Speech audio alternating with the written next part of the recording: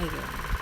Hello, welcome to my YouTube channel again. Ayan. Ito na po yung ating lesson 8. Lesson 7 yung nakaraan na unusual signs and symptoms shown by infant and toddler. Ngayon po, ito na yung next lesson natin about nutritional requirement of infants and toddlers. Okay, so hindi ko na patatagalin. Mag-i-start na po tayo. Okay, yan. Appropriate and healthy feeding of your baby during the first year of life is extremely important. More growth occurs during the first year than at any other time.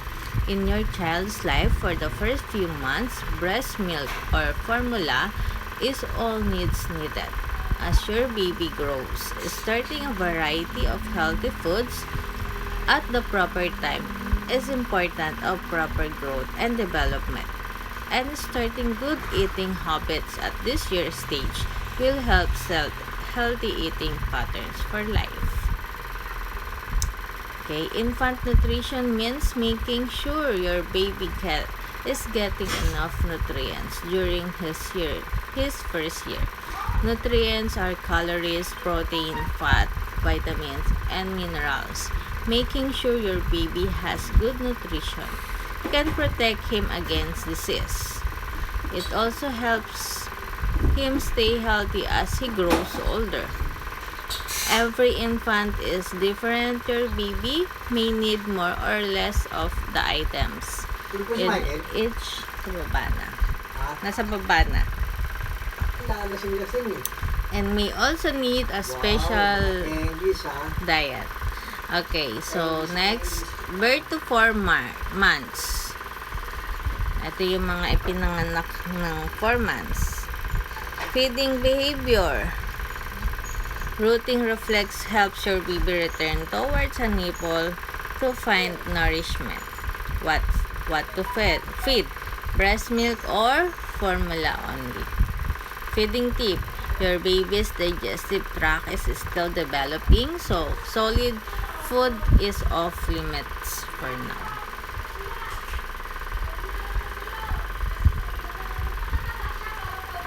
Four to 6 months, signs of readiness for solid food. The following are some guidelines from the American Academy of Pediatrics.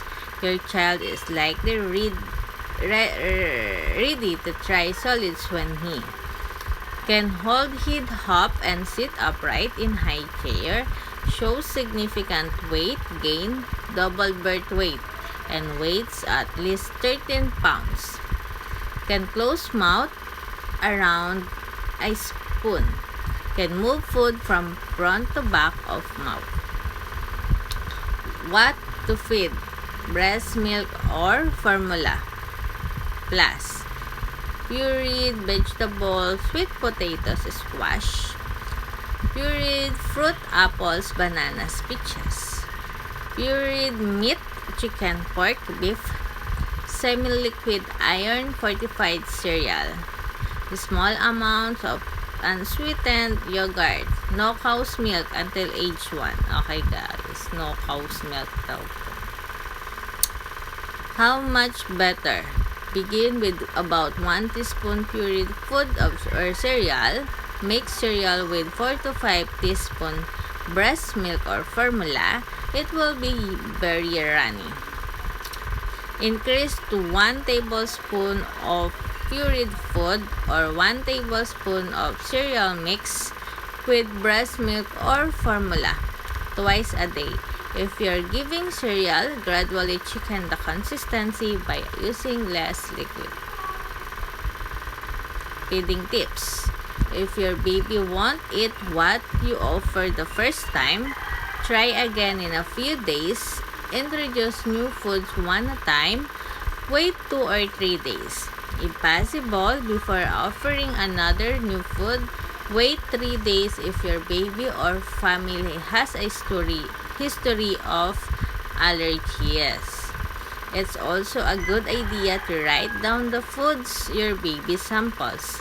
If he has an adverse reaction, a food log would make it easier to pinpoint the cause. Guys, kapag ka nagkaroon po ng allergy sa food si baby, i-take note nyo po para nyo po, obserbahan nyo po, tapos isulat nyo rin po para alam nyo po sa susunod kung ano yung dapat at hindi dapat ipakain kay baby. The order in which you introduce new foods doesn't usually matter. Your child's doctor can advise you. 6 to 8 months. Signs of readiness of solid foods. Same as 4 to 6 months. Okay, pareho lang po yan ng 4 to 6 months. No? Ayan. So, may mga nadagdag nga lang siya. Ayan. Mayroon din siyang pureed tofu, small amount of sweetened yogurt, no cow's milk until age 1. Pureed legumes, black beans, ayan. Tingnan nyo po dito sa kasunod ng pureed meat.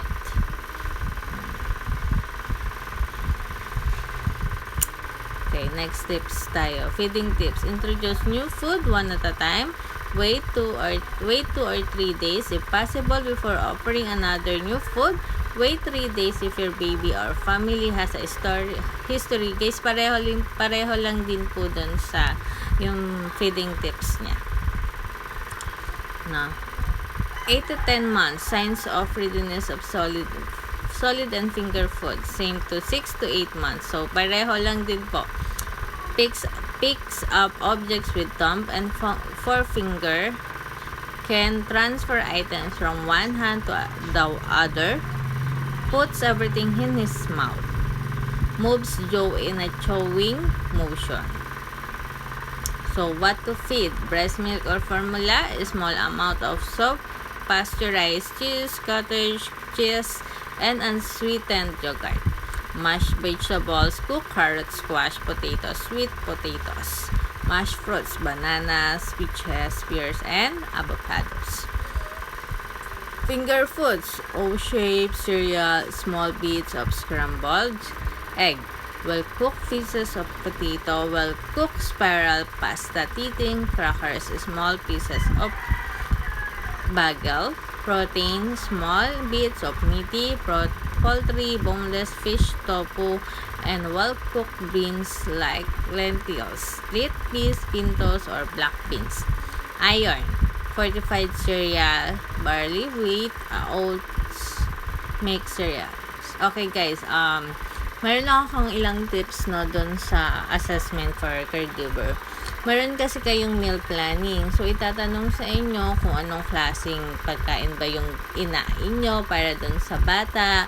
Tapos, ano ba yung vitaminang makukuha niya. Dapat alam nyo po na yung pagkain na hinain nyo, meron siyang protein, iron, vitamin C, vitamin D, mga ganun po. Dapat alam nyo po yung mga vitaminang makukuha nyo sa bata, makukuha ng bata sa hinahain nyo.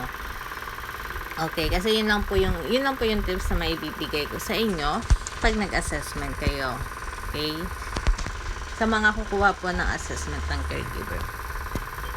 How much per day? Ayan. So, 1/4 to 1/3 cup dairy or 1/2 ounce cheese, 1/4 to 1/2 cup iron fortified cereal, 3/4 to 1 cup fruit, 3/4 to 1 cup vegetables, 3 to 4 tablespoon protein-rich food. Feeding tip. Introduce new foods one at a time, 1, 2, or 3 days if possible before offering another new food.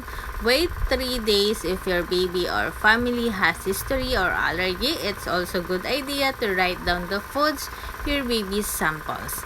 If he has an adverse reaction, a food log will make it easier to pinpoint the cause. 10 to 12 months. Signs of readiness for other solid foods. Same as 8 to 10 months plus. Swallows food more easily, has more teeth, no longer pushes food out of mouth with tongue, tries to use a spoon. What to feed? Breast milk or formula, soft pasteurized cheese, yogurt, cottage cheese, no cow's milk until age 1. Fruit mash or cut into cubes or strips. Bite size, soft cooked vegetables, peas, carrots, combo foods, macaroni and cheese, casseroles.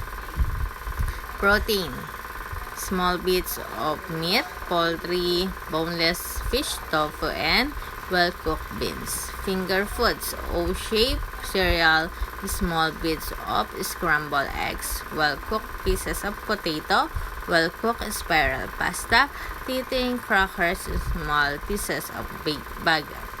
Iron-fortified cereal: barley, wheat, oats, mixed cereals. Yan. How much per day? 1/3 cup dairy or 1/2 ounce cheese, 1/4 or 1/2 cup iron fortified cereal, 3/4 to 1 cup fruit, 3/4 to 1 cup vegetables, and 1/8 to 1/4 cup combo foods, 3 to 4 tablespoon protein-rich food. Fingertips: introduce new foods one at a time. Wait 2 or 3 days. Pareho lang din po dun sa mga itong topic natin, yung kanina, yung mga feeding tips, no? Okay. So, ito lang po, dito lang po nagtatapos ang ating lesson. Maraming salamat po sa mga nakabasa at nakinig po sa aking YouTube channel. Okay, so mag-upload ulit ako for ating next topic. Tuloy-tuloy po tayo hanggang matapos tayo, pero medyo matagal po ito. Okay, maraming salamat po.